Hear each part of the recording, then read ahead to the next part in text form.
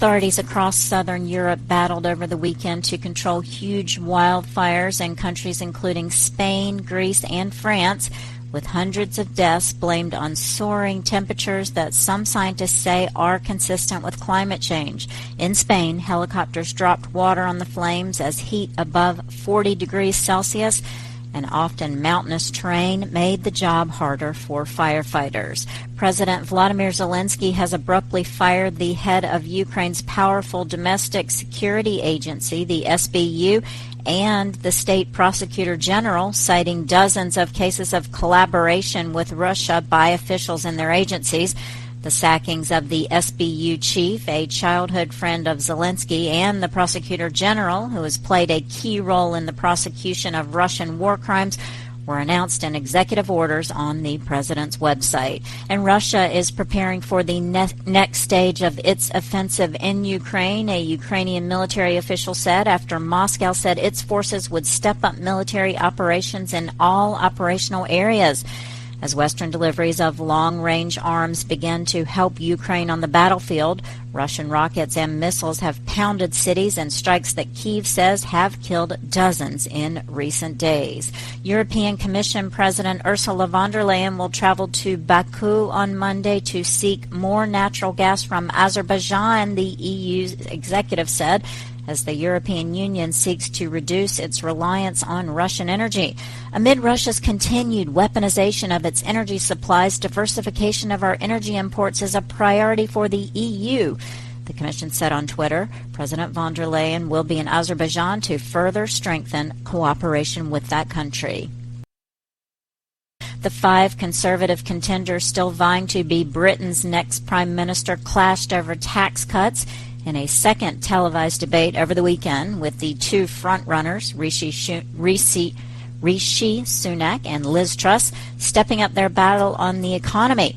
With no clear candidate to succeed Boris Johnson, who is stepping down after a series of scandals, the battle to be the next leader remains unpredictable and increasingly fractious, exposing rifts in the ruling Conservative Party. Pope Francis said his trip to Canada next week will be a pilgrimage of penance that he hopes can help heal the wrongs done to indigenous people by Roman Catholic priests and nuns who ran abusive residential schools.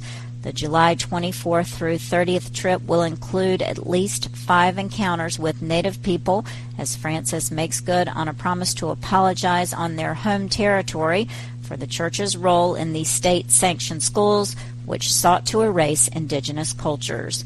Security forces fired tear gas as Sudanese protesters marched in the capital Khartoum on Sunday against the country's military leadership, holding it responsible for an outbreak of violence in Blue Nile state. More than 30 people were killed and 100 injured in tribal clashes that started last week between tribes in the southeastern state close to the border with Ethiopia. That's according to Sudanese officials and the United Nations. French President Emmanuel Macron warned against anti-Semitism and historical revisionism over the weekend as he commemorated victims of the Holocaust on the 80th anniversary of the Veldiv roundup of Jewish families.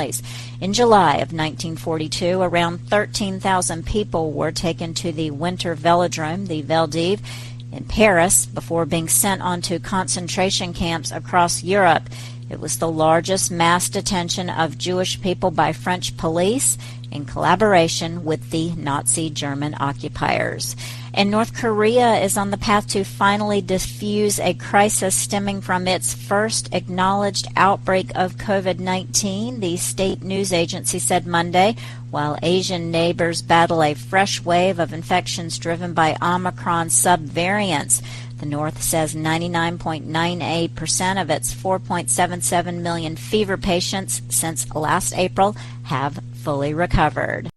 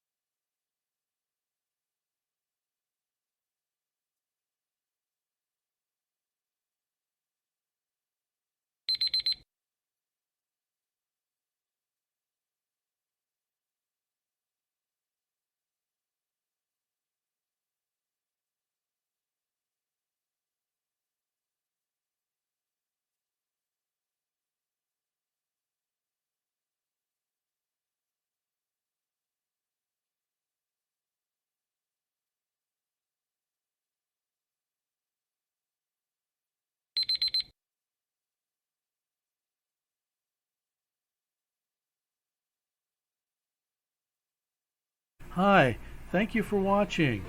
I hope the videos are useful for you. Please subscribe to my channel using the button below.